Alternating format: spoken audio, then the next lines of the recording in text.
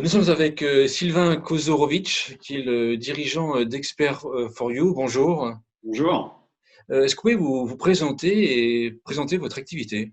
je m'appelle Sylvain Kozorovic et j'ai fondé il y a un petit peu plus d'un an maintenant une structure qui s'appelle Expert for You, dont l'objectif est de permettre à des retraités qui le souhaitent, donc ça c'est vraiment la partie genèse, à des retraités qui le souhaitent d'être mis en relation avec des entreprises qui ont des besoins ponctuels d'expertise pour des missions un peu protéiformes, mais plutôt de courte durée.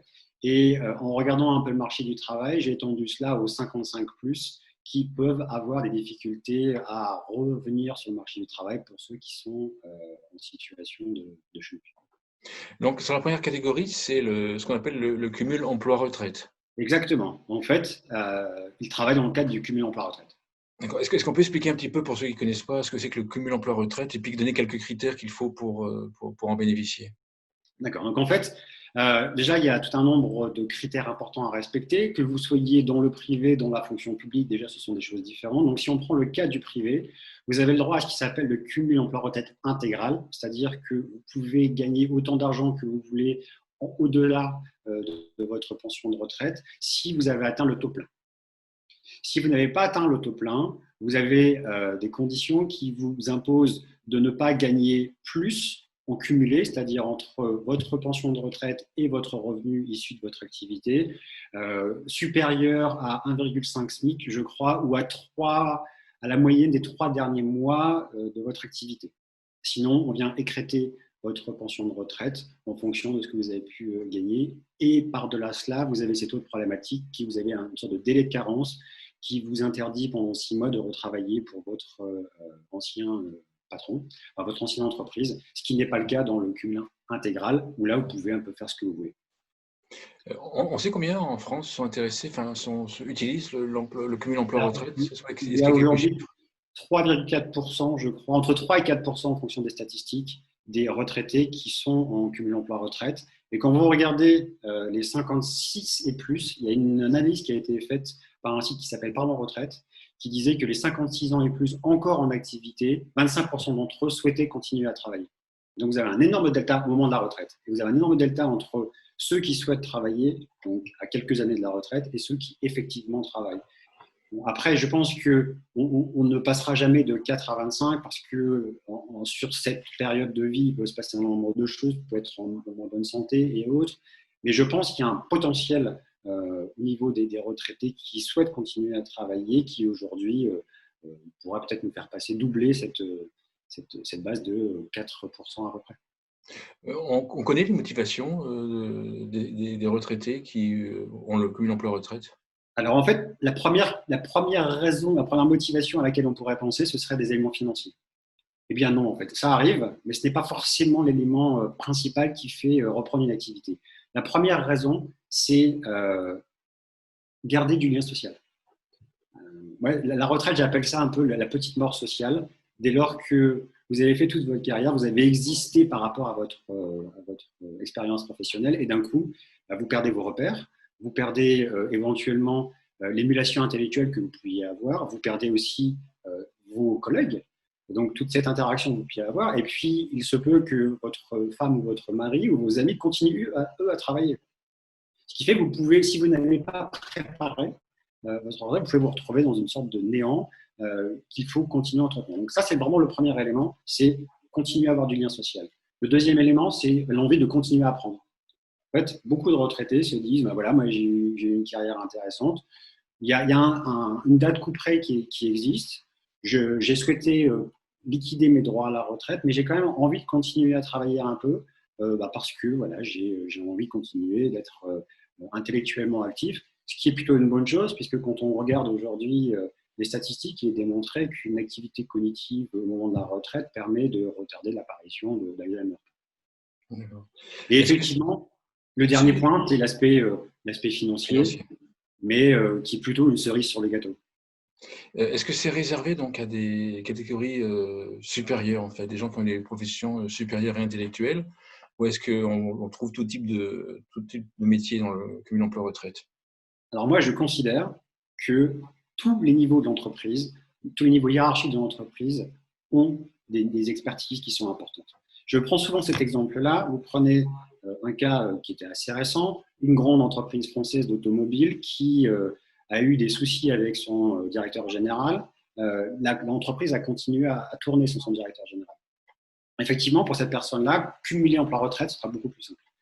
Par contre, si vous avez un expert de la ligne de production, lui, peut-être que le jour où il n'est pas là, ça pose un vrai souci parce que c'est vraiment l'expert et peut-être qu'il n'y a pas de backup pour assurer qu'on peut reprendre l'activité. Moi, je suis convaincu de cela et du coup, j'essaye de diversifier aussi mon portefeuille. Pour être complètement transparent, aujourd'hui, effectivement, je touche plus facilement les cadres des entreprises parce qu'ils sont plus présents, par exemple, sur les réseaux sociaux professionnels comme LinkedIn, par exemple. Donc, il est plus facile de les approcher, mais j'essaye, plus le temps passe, de travailler avec des personnes. Là, je travaille par exemple avec une personne qui était responsable d'un atelier d'ajustage et d'affûtage. Donc, je suis certain, par exemple, que cette personne-là, et peut-être que dans ce contexte actuel où on va repenser à relocaliser certaines industries, cette personne-là peut être un acteur clé de se dire, voilà, on rapatrie quelque chose qu'on ne sait plus forcément faire aujourd'hui. Lui peut être le mentor d'un jeune, peut être le formateur d'un jeune. Donc, il y a tout ça. Mais effectivement, c'est beaucoup plus facile d'attaquer une population qui est déjà peut-être plus prête à faire ce genre de choses. Mais moi, j'ai vraiment une volonté d'élargir le panel, tout en gardant quand même des secteurs qui soient vendeurs d'un point de vue senior. Je ne veux pas concurrencer de gros cabinets qui, eux, pourront avoir une force de frappe beaucoup plus importante. Là, je veux vraiment mettre sur des domaines qui font que l'expérience est une vraie valeur ajoutée. Si on revient à vous, à votre activité, comment est-ce que vous avez eu l'idée et comment est-ce que vous avez développé, enfin, présentez-vous un petit peu votre activité. Alors en fait, ce sont des pièces d'un puzzle qui se sont alignées. Donc, d'un point de vue professionnel, moi je viens du monde bancaire. J'ai fait toute ma carrière dans le monde bancaire, d'abord en tant que consultant, puis en tant qu'interne dans une banque anglaise. Et puis en fait, en travaillant sur différents sujets, donc j'étais en charge de la transformation. Et qui dit transformation dit souvent évolution d'équipe avec potentiellement des plans. Et j'ai vu en fait comment ça pouvait toucher les salariés les plus seniors. Et ce dont je me suis rendu compte, c'est que, bon, ce n'est pas toujours le cas, mais on se rend souvent compte de la valeur de quelqu'un quand il est parti. On se rend souvent compte de sa capacité à faire des choses quand il n'est plus là. Et souvent, j'ai pu voir des situations où, tiens, on se dit c'était Madame X ou Monsieur Y qui savait faire ce point particulier. Et quand ils sont partis, on a eu beaucoup de mal à les gérer parce que c'était extrêmement compliqué et ça nécessitait d'avoir le réseau et l'expérience nécessaire. Donc ça, c'est le premier point. Le deuxième point, c'est de l'autre côté de la barrière, de jeunes retraités qui n'avaient pas forcément préparé ce moment et qui se retrouvaient dans ce moment un peu de solitude. Et je me suis dit, mais tiens, c'est quand même bizarre. Et qui pourtant, de temps en temps, pouvait être rappelé par les entreprises en disant, bah, tiens, sur le dossier X ou Y, est-ce que tu peux juste me donner quelques infos? Et là, je me suis dit, mais il y a quelque chose à faire. En fait. Vous avez d'un côté des retraités qui ont un savoir, qui sont toujours utiles aux entreprises, mais encore de manière bénévole. Et de l'autre, des entreprises qui peuvent pâtir du départ de certains retraités, enfin, de certains futurs retraités. Et là, je me suis dit qu'il y avait quelque chose à faire et de se dire, ben, pourquoi ne pas créer une structure qui permettrait la mise en relation entre ces retraités ou futurs retraités qui souhaitent continuer à travailler selon leurs conditions avec des entreprises qui ont des besoins ponctuels. Donc voilà, en fait, c'est un alignement de choses qui étaient déjà présentes, mais à un moment donné, je me suis dit, tiens. Alors, comment est-ce que vous avez démarré et comment est-ce que vous avez fait pour trouver à la fois des seniors et des retraités et à la fois des entreprises? Alors, là, on parle de double prospection. Si on prend la partie retraité, j'ai essayé de constituer dans le temps un pool de retraités avec lesquels on travaille régulièrement, mais j'ai commencé sur les réseaux classiques, donc les réseaux sociaux tels que LinkedIn, mais comme je vous disais, en fait, je ne touchais qu'une population qui était déjà au fait de ce type de médias. Et donc, j'ai essayé d'élargir un peu, et donc j'ai adhéré à des associations ou à des syndicats, entre guillemets, pour que justement cette parole soit portée. Et j'ai surtout créé au sein de la structure un rôle d'ambassadeur.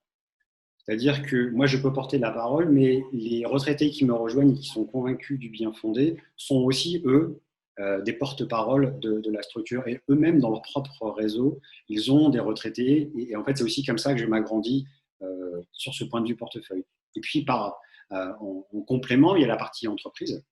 Donc, effectivement, là, on est sur la partie syndicat et autres.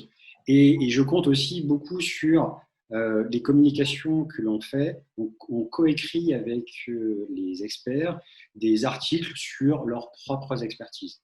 Il y en a deux, par exemple, qui sont en ligne en ce moment, qui sont comment préparer le Brexit d'un point de vue douanier, puisque la personne était était une experte de la douane. Donc, donner quelques astuces sur ce qu'il faut faire pour se préparer au Brexit si jamais vous avez des échanges de biens avec le Royaume-Uni. Et donc là, on essaye aussi d'être dans l'actualité, au même titre qu'on a un autre article qui a été co-rédigé sur la RSE et la démarche qualité. On est de plus en plus dans des démarches RSE. Ben justement, cette personne qui a de l'expérience peut venir vous donner quelques indices sur comment faire en sorte qu'il y ait un alignement entre ces deux concepts. D'accord. Donc, vous mettez à contribution les retraités ou les seniors pour qu'ils écrivent une chronique et après, vous trouvez un média qui va héberger la chronique, enfin, ou les En tribunes. fait, c'est posté sur le site internet, c'est posté sur LinkedIn, et après, je compte aussi sur la diffusion en fait, de ces types de messages dans différentes sphères pour que les personnes se disent tiens, effectivement, moi, je suis dans cette situation-là, j'aurais peut-être besoin d'un conseil pour me préparer au Brexit, pour me préparer je sais pas, à d'autres éléments qui peuvent exister aujourd'hui. Je vais réinternaliser un atelier, comment puis-je faire? Les entreprises qui utilisent ce type de prestations, elles ont des raisons pour les utiliser? En fait, si on se positionne comme un cabinet de conseil comme un autre, en fait, il faut comprendre le besoin de l'entreprise. Et c'est pour ça que tout à l'heure, j'évoquais le fait que je ne me mettais pas en concurrence avec les gros cabinets qui pouvaient balayer tout un tas de compétences ou de domaines d'expertise. Là, on se met vraiment sur des domaines où l'expérience est une vraie valeur ajoutée et où le dirigeant peut se dire, oui, entre un junior d'un grand cabinet et un retraité qui aura vécu des choses, qui aura eu des succès, qui aura eu des échecs, je pourrais peut-être être plus efficace parce que j'éviterai certains écueils. Donc voilà, c'est plutôt cette typologie-là. Et mon objectif n'est pas forcément de travailler avec toutes les entreprises. Il faut aussi que les entreprises soient convaincues de la valeur ajoutée qu'ils peuvent retirer de cette expérience. Est-ce qu'il y a des freins, par exemple, on va dire une personne, un manager qui a 35 ans, qui dirige une équipe et il voit le patron de son entreprise prendre un senior pour intégrer son équipe. Est-ce que le manager qui a 35 ans va avoir peur pour son poste ou avoir des réticences? Est-ce qu'on note encore ce genre de choses? Oui, on peut noter ce genre de choses, mais l'angle d'attaque, c'est d'expliquer.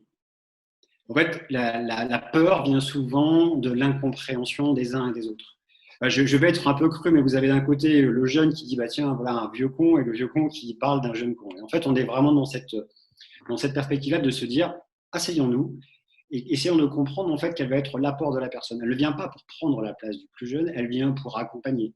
Et l'objectif, c'est de se dire, d'ailleurs, on peut souvent avoir cette réflexion en disant oui, mais un vieux qui revient au travail, ça va prendre de la place à un jeune. Eh bien non, parce qu'en fait, si on se pose la question de l'expérience, elle ne s'acquiert qu'avec le temps.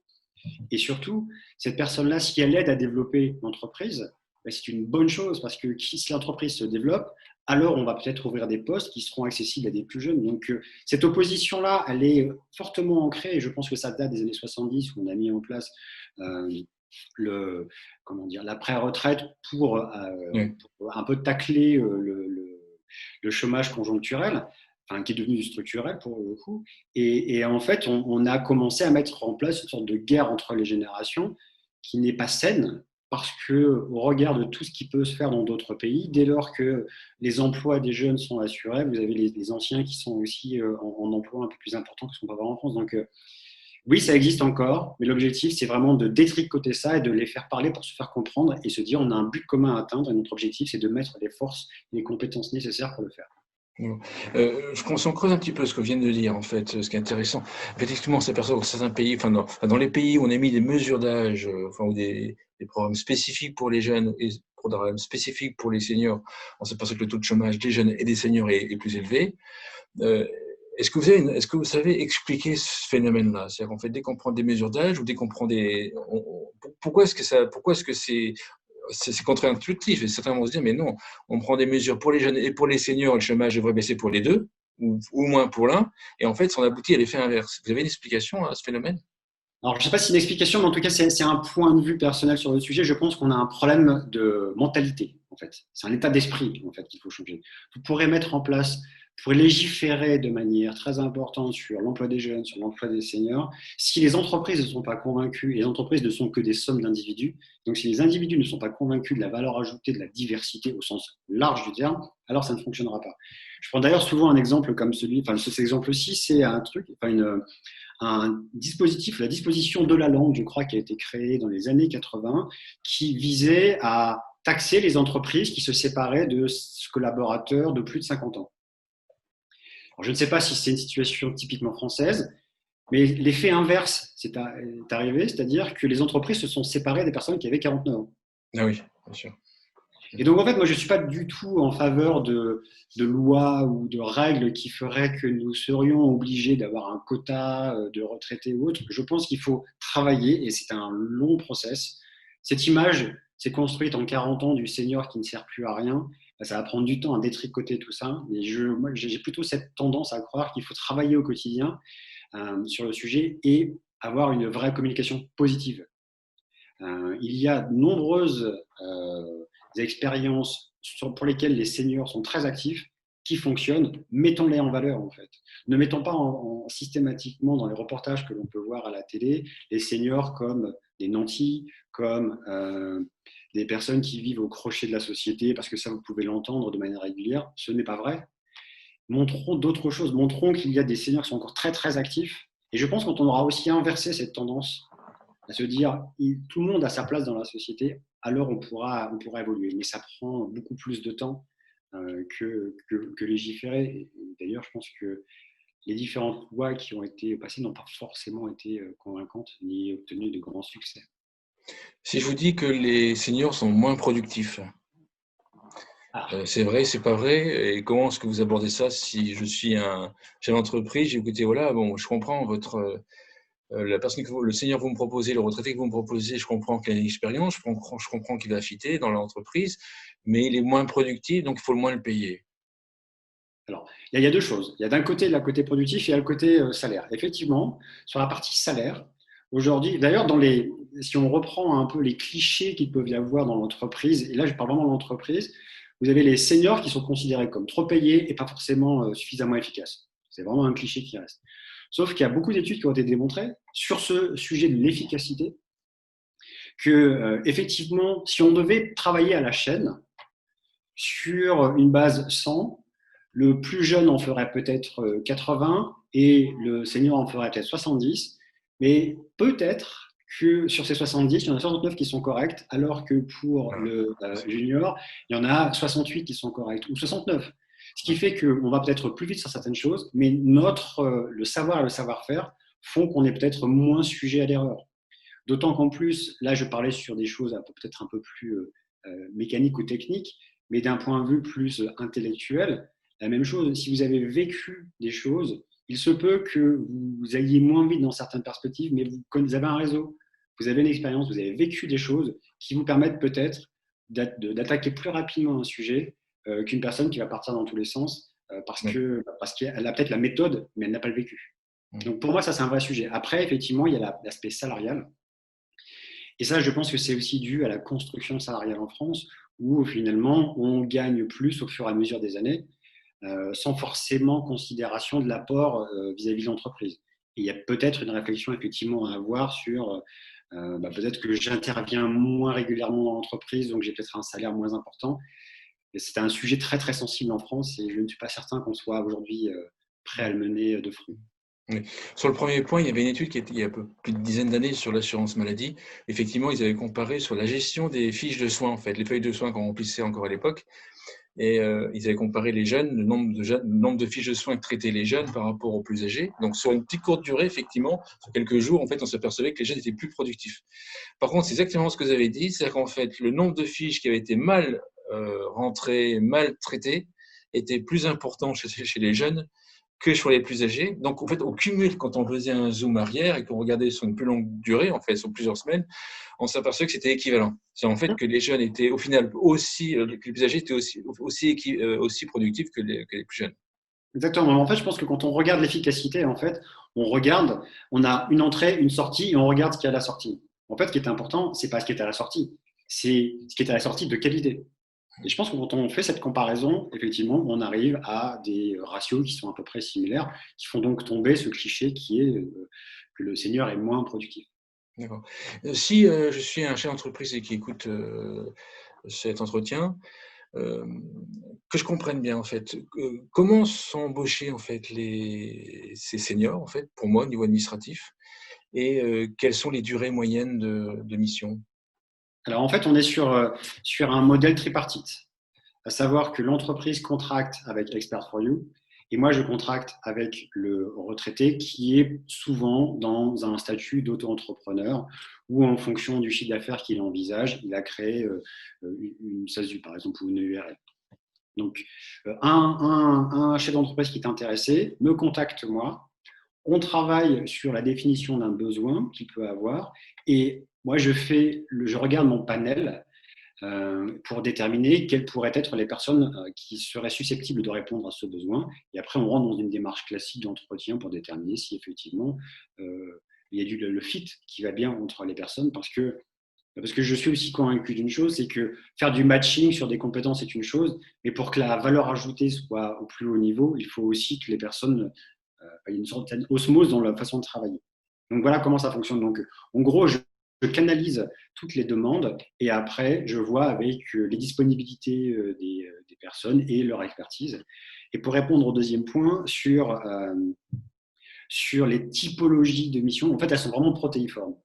Grosso modo, si on devait lisser sur une année, on a l'intervention qui est de plutôt 50 jours par an. D'accord. Donc on est sur 50 jours par an, mais qui peuvent prendre différentes formes. C'est-à-dire qu'on peut avoir des missions coup de poing, où la personne vient pendant 2 mois et demi, ce qui fait les 50 jours, livre quelque chose, et puis voilà. De l'autre côté, vous avez quelqu'un qui a besoin, un dirigeant qui a besoin de quelqu'un qui vient un jour par semaine, par exemple, pour l'accompagner, pour faire un bilan, pour prendre des décisions. Voilà, en fait, c'est vraiment protéiforme. C'est en fonction du besoin de l'entreprise, mais aussi de ce que l'expert est prêt à donner en termes de temps aussi. D'accord. Vous arrivez à couvrir plusieurs départements, l'ensemble de la France? Comment ça se passe? Et comment en fait? Puis en fait, j'imagine qu'il faut à la fois un vivier suffisamment important de seniors, à la fois il faut une demande en fait de la part des entreprises, puis il faut aussi que ça matche sur le territoire. En fait, c'est un peu l'œuf et la poule. C'est-à-dire qu'il faut avoir l'offre, mais en même temps la demande. Donc, en gros, l'objectif, alors moi, je suis basé sur Paris. Donc, comment dire, ma couverture aujourd'hui est plus en région parisienne. Mais effectivement, pour l'instant, j'essaie d'étendre cela à la province, particulièrement aux PME de province qui peuvent avoir ce type de besoin, qui n'ont pas forcément les finances, par exemple, d'avoir en temps plein un directeur, je sais pas, financier, un directeur marketing, un directeur commercial, avoir ce type d'intervention. Donc oui, centré aujourd'hui plutôt sur la région parisienne, mais avec quelques clusters, pour reprendre les termes courants, enfin en tout cas du moment, qui se créent en ce moment plutôt en région lyonnaise, plutôt vers l'est et un peu vers le sud-ouest. Donc tout ça commence à se construire tout doucement parce que les besoins sont partout, que ce soit en termes de reprise d'activité de seniors ou que ce soit d'entreprises qui ont des besoins d'accompagnement. Tout à l'heure, on a vu les profils des experts. Quels sont les profils des entreprises qui utilisent vos services? Est-ce que c'est des grandes entreprises, des petites entreprises? Comment ça se passe? Alors, aujourd'hui, si on devait faire le ratio, on est quand même plutôt sur des PME. Les grandes entreprises, en fait, n'ont pas encore cette tendance. Alors, je pense qu'il faut regarder aussi plusieurs aspects. Il y a des compétences, en fait, pour lesquelles il est clairement reconnu que l'expertise est complètement pérenne. Je prends souvent cet exemple du nucléaire, par exemple. La personne qui a 30 ans ou 40 ans aujourd'hui et qui est l'experte de l'EPR de Flamanville sera, à l'âge de la retraite, toujours l'expert parce que la pérennité sera de 70 ans. Sur d'autres domaines, en fait, c'est plus compliqué. Et donc, on doit jouer un peu sur ces aspects. D'accord. Et alors j'ai une question supplémentaire. Est-ce qu'en fait, les retraités vont continuer à se former, en fait? Si leur métier a un peu évolué, est-ce que vous voyez une tendance à la formation? D'une part, est-ce qu'ils ont droit à des formations? Non, alors c'est ça, c'est un vrai sujet pour moi qui est important et qui devrait être débattu, parce qu'on parle beaucoup du CPF, sauf que le CPF s'éteint dès lors que vous passez, dès lors que vous liquidez vos droits à la retraite. Et ça devrait être étendu parce que c'est finalement une cagnotte que vous avez accumulée dans le temps et qui est finalement sous-employée. Euh, D'ailleurs, il est aujourd'hui impossible de mobiliser un peu de temps de CPF pour se préparer à la retraite. Hmm. C'est quand même dommage, parce que la préparation à la retraite, ça peut être aussi un bon moyen de mobiliser ça. Mais je pense que la continuité de la formation est importante, que ce soit pour l'intellectuel, mais aussi pour être toujours au fait. Mais pour répondre à cette question, moi, je considère que hormis sur des choses très très pérennes dans le temps, et sur la grande majorité des compétences, dès lors qu'on a quitté le marché du travail au bout de 5 ans, on peut plus se vendre comme un expert si on n'a pas eu d'activité intermédiaire. C'est-à-dire que si vous êtes parti à 62 ans et que vous voulez reprendre à 67 ans, difficile pour vous de vous dire que vous êtes l'expert encore sur ce domaine parce que les choses en 5 ans ont un peu évolué. Donc, si vous n'avez pas entretenu ça par je sais pas, la participation à des webinars ou autres, c'est difficile de se vendre sur le sujet. Donc oui, la continuité de la formation serait un bien pour les retraités, et d'ailleurs pas uniquement dans une activité rémunérée, mais aussi s'ils pouvaient intervenir dans des associations. Donc globalement, je pense que ça a du sens pour que aussi l'économie s'en porte mieux. D'accord. Un message de fin, de conclusion, quelque chose que vous voulez rajouter? Ouais, je vais conclure par un terme que j'aime beaucoup, c'est les seniors Val de l'Or. Donc, n'hésitez pas à les contacter, n'hésitez pas à me contacter si vous êtes intéressé par ce type de démarche. Et ce sera avec grand plaisir qu'on passera du temps à comprendre votre besoin et de trouver l'expert qui pourrait vous aider soit à développer votre activité, soit à réfléchir à des enjeux stratégiques. D'accord. Merci beaucoup. Merci Sylvain Merci Kozorovic. Frédéric. Je rappelle que vous êtes dirigeant d'Expert for You, qui met en relation des retraités et des seniors salariés, enfin des seniors consultants avec des entreprises. Merci beaucoup. Merci.